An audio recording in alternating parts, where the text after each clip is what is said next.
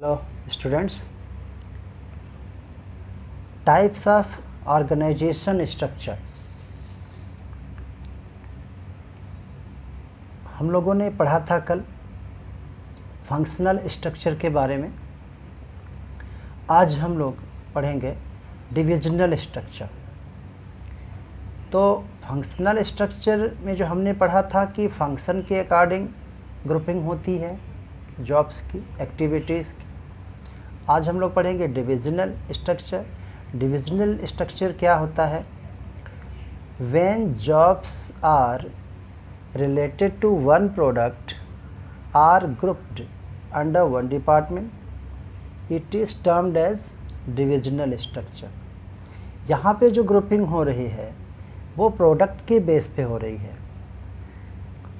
Functional में जो grouping होती है जॉब्स की, एक्टिविटीज़ की, वो फंक्शन के बेस पे होती है, लेकिन डिविजनल स्ट्रक्चर में जो ग्रुपिंग होती है जॉब्स का वो प्रोडक्ट के बेस पे होती है। यही इसकी पहचान है। Under one department it is termed as divisional structure. तो इसका हम एक देख लेते हैं कैसा होता है।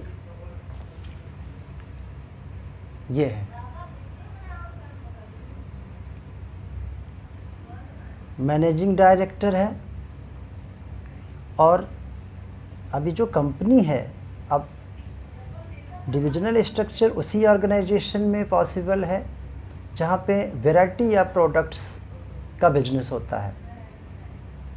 तो मान लेते हैं कंपनी है, उसमें वो स्टेशनरी प्रोडक्ट भी बनाती है, कॉस्मेटिक प्रोडक्ट बनाती है, मैन्युफैक्चर करती है या सेल करती है। मैंने सेल तो करेंगे ही, मैन्युफैक्चर करके भी सेल कर सकते हैं और परचेज करके भी सेल करते हैं होलसेल में। तो कॉस्मेटिक प्रोडक्ट भी बनाती है, गारमेंट्स भी बनाती हैं और इलेक्ट्रिकल प्रोडक्ट भी बनाती है। तो हर प्रोडक्ट के लिए अलग अलग डिपार्टमेंट बना दिया। यही डिविजनल स्ट्रक्चर है। तो अब जैसे स्टेशनरी डिपार्टमेंट है तो स्टेशनरी डिपार्टमेंट का प्रोडक्शन अलग होगा, कॉस्मेटिक डिपार्टमेंट का प्रोडक्शन यूनिट अलग होगी, गारमेंट डिपार्टमेंट का प्रोडक्शन यूनिट अलग होगा, इलेक्ट्रिकल डिपार्टमेंट का प्रोडक्शन यूनिट अलग होगा। इसी तरह से हर डिपार्टमेंट का परचेजिंग यूनिट भी, परचेजिंग मैनेजर भी अलग अलग होंगे, फाइनेंस भी अलग अलग होगा, मार्केटिंग भी अलग अलग होगी। तो ये डिविजनल स्ट्रक्चर है। सीधा सा पहचान है कि जब जो जॉब्स हैं उनकी ग्रुपिंग प्रोडक्ट के बेस पे होती है, वैरायटी या प्रोडक्ट के बेस पे होती है। एक प्रोडक्ट का अलग डिपार्टमेंट, हर प्रोडक्ट का अलग अलग डिपार्टमेंट। तो ऐसे स्ट्रक्चर को हम बोलते हैं डिविजनल स्ट्रक्चर। जबकि फंक्शनल स्ट्रक्चर में क्या होता था उसको भी एक बार देख लीजिए, जो पढ़ाए थे कल, एक बार आपको याद हो जाएगा। ये फंक्शनल का क्या पढ़े थे हम लोग? प्रोडक्ट्स, ये फंक्शन के बेस पे ग्रुपिंग हुई थी जॉब्स की फंक्शनल में, लेकिन डिविजनल में प्रोडक्ट, वैरायटी या प्रोडक्ट के बेस पे ग्रुपिंग होती है जॉब्स की। तो अब हम देखते हैं कि ये जो स्ट्रक्चर है डिविजनल स्ट्रक्चर, ये किस तरह के ऑर्गेनाइजेशंस के लिए, किस तरह की कंपनीज के लिए सुटेबल होता है। तो ऐसे ऑर्गेनाइजेशन, ऐसी कंपनीज जिसमें लार्ज वेराइटीज ऑफ प्रोडक्ट का मैन्युफैक्चरिंग एंड एक्सचेंज सेल होता है। अलग अलग उनके रिसोर्सेज भी होंगे। जैसे स्टेशनरी डिपार्टमेंट है, स्टेशनरी है तो उसके रिसोर्सेज अलग अलग होंगे, उसका डिपार्टमेंट अलग बना दिया, उसका सब कुछ अलग अलग होगा। और दूसरा, डिटरमाइनिंग प्रॉफिट और loss made by each product line. हम हर एक प्रोडक्ट लाइन का, जैसे स्टेशनरी एक प्रोडक्ट लाइन है जिसमें बहुत सारे स्टेशनरी के सामान आ जाते हैं, कॉस्मेटिक एक प्रोडक्ट लाइन है और उसमें कई सारे प्रोडक्ट आते हैं कॉस्मेटिक में, तो उसकी रेंज हो गई। गारमेंट है तो गारमेंट एक अलग प्रोडक्ट लाइन है, उसके अंदर बहुत सारे रेंज ऑफ प्रोडक्ट होते हैं। इसी तरह से इलेक्ट्रिकल भी एक प्रोडक्ट लाइन है, तो उसके अलग अलग प्रोडक्ट्स होते हैं जिसको रेंज कहते हैं। तो अगर हम चाहते हैं कि हर प्रोडक्ट लाइन का प्रॉफिट या लॉस हम अलग अलग जानें, तो फिर ये सूटेबल होगा डिविजनल स्ट्रक्चर। अब इस स्ट्रक्चर का एडवांटेजेस क्या क्या हैं वो देख लेते हैं। सबसे पहला एडवांटेज है डिविजनल स्ट्रक्चर का प्रोडक्ट स्पेशलाइजेशन। अब जैसा कि हमने अभी देखा था स्ट्रक्चर में, ये है डिविजनल, आपका ये डिविजनल है। तो अब स्टेशनरी डिपार्टमेंट का हम मानते हैं, एज्यूम कर लेते हैं, पहले स्टेशनरी की बात करते हैं। स्टेशनरी डिपार्टमेंट है, जो इस डिपार्टमेंट का हेड होगा वो इस डिपार्टमेंट का स्पेशलिस्ट बन जाएगा, क्योंकि ये केवल स्टेशनरी डिपार्टमेंट देख रहा है। तो इससे रिलेटेड जितने फंक्शंस हैं, इससे रिलेटेड जो मटेरियल्स चाहिए, इससे रिलेटेड जो सेल है, कस्टमर्स मार्केट है, उससे सारी इंफॉर्मेशन, सारी नॉलेज इसके हेड को होगी, तो वो स्पेशलिस्ट बन जाएगा। इसी तरह से हर डिपार्टमेंट का हेड होता है, तो हर डिपार्टमेंट का हेड होता है तो अपने अपने डिपार्टमेंट का वो स्पेशलिस्ट हो जाएगा। ये फ़ायदा है डिविजनल स्ट्रक्चर से। सेकंड फ़ायदा है ग्रेटर अकाउंटेबिलिटी। सेकंड एडवांटेज है डिविजनल स्ट्रक्चर का ग्रेटर अकाउंटेबिलिटी। तो हम जानते हैं कि डिविजनल स्ट्रक्चर में हर प्रोडक्ट का अलग अलग डिपार्टमेंट होता है और हर डिपार्टमेंट को प्रॉफिट सेंटर की तरह ट्रीट किया जाता है। तो जो उस डिपार्टमेंट का हेड होगा उसके प्रॉफिट लॉस के लिए वो रिस्पॉन्सिबल होगा। एग्जांपल के लिए मान लेते हैं कॉस्मेटिक डिपार्टमेंट है, तो कॉस्मेटिक डिपार्टमेंट का जो हेड होगा वो इस डिपार्टमेंट के जो भी प्रॉफिट है, लॉस है, परफॉर्मेंस है, सब के लिए वो रिस्पॉन्सिबल होगा। तो उसको हम बड़े आराम से, क्लियर है कि इसकी अकाउंटेबिलिटी होगी अगर परफॉर्मेंस अच्छा नहीं आया तो हम क्या करेंगे, तो हम उसके लिए रेमेडियल एक्शन ले सकते हैं, क्योंकि रिस्पॉन्सिबिलिटी फिक्स कर देंगे। तो अगर परफॉर्मेंस अच्छा नहीं आता तो उसके लिए क्या हमें उपाय करना चाहिए जिससे इसका परफॉर्मेंस बेटर हो, ये हम कर सकते हैं। नेक्स्ट जो एडवांटेज है फ्लेक्सिबिलिटी। इसमें क्या होता है, फ्लेक्सिबिलिटी होती है। फ्लेक्सिबिलिटी इन द सेंस क्या होता है कि हर डिपार्टमेंट का जो वर्कर हैं, जो एम्प्लॉइज हैं, जो काम करने वाले हैं, ये आप एक ऑटोनोमस यूनिट है। ये इससे इसका कोई रिलेशन नहीं है तो एक ही कंपनी के सारे, लेकिन इनका आपस में रिलेशन नहीं। जबकि फंक्शनल में ऐसा नहीं था। फंक्शनल में तो फंक्शन के बेस पे होता था, production department, purchasing department, marketing, finance, तो उनका आपस में रिलेशन होता था, क्योंकि प्रोडक्शन डिपार्टमेंट प्रोडक्शन करके देगा तभी मार्केटिंग वाले उसको सेल करेंगे। लेकिन डिविजनल में क्या है कि स्टेशनरी डिपार्टमेंट है तो कॉस्मेटिक डिपार्टमेंट वाले से उसको कोई मतलब नहीं है, ये अपना सेपरेट यूनिट है। तो इसमें जो काम करने वाले लोग हैं आपस में इंटरेक्ट करेंगे, इनसे कोई मतलब नहीं होगा।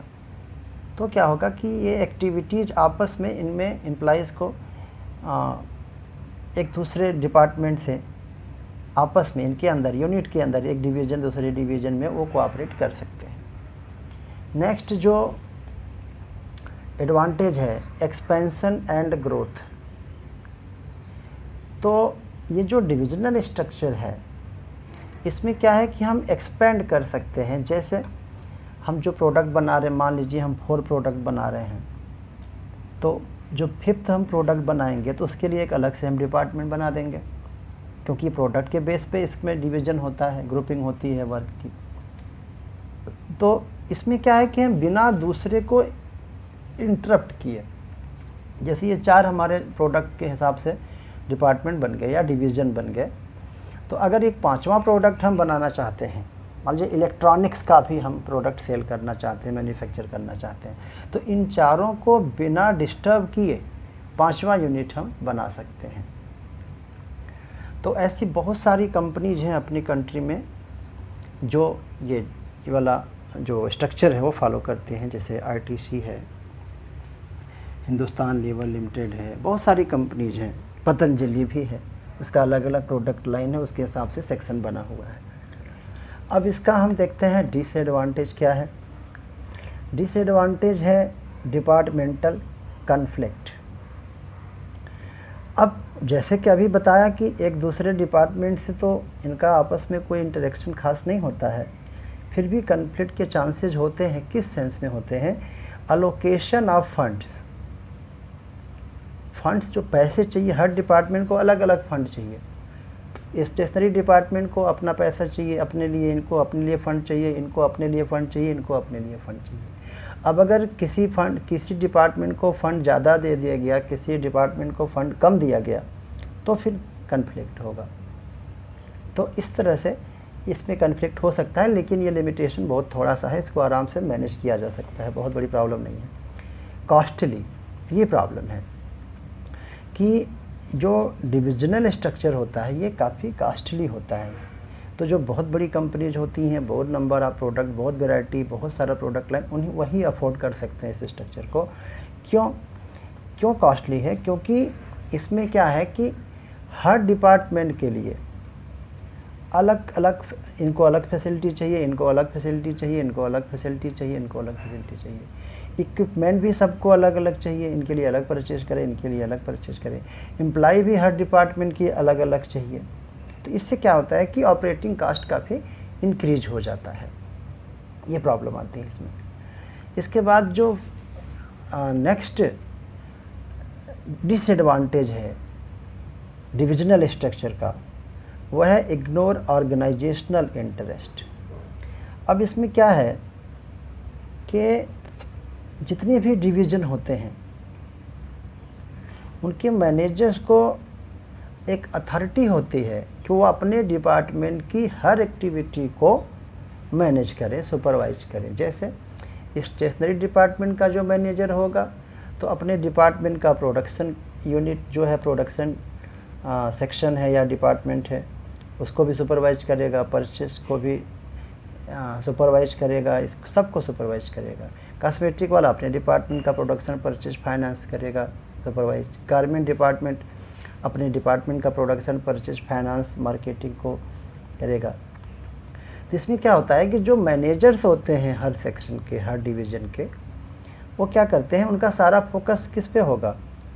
अपने प्रोडक्ट पे होगा। बाकी प्रोडक्ट पे वो ध्यान नहीं देंगे क्योंकि ये अपने ही डिपार्टमेंट के लिए रिस्पॉन्सिबल है। लेकिन कंपनी तो एक ही है, ऑर्गेनाइजेशन तो एक ही है, तो एक दूसरे को सपोर्ट इनको करना चाहिए। लेकिन क्योंकि उनका अपना रिस्पॉन्सिबिलिटी है, इसलिए इनके प्रोडक्ट में वो हेल्प नहीं करेंगे, कोऑपरेट नहीं करेंगे।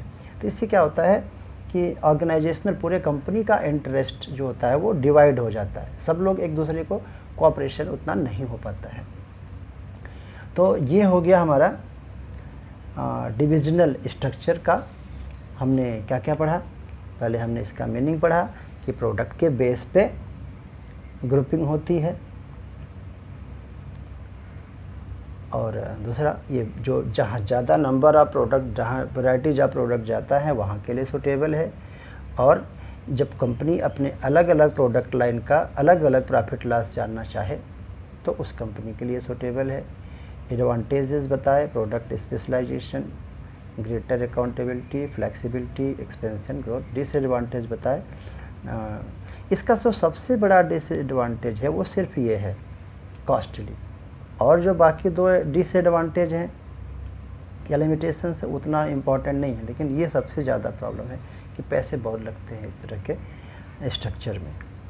तो आई होप कि आप लोग इसको समझ गए होंगे और अच्छे से इसको पढ़िए, समझिए। एग्ज़ाम में तो आता ही आता है।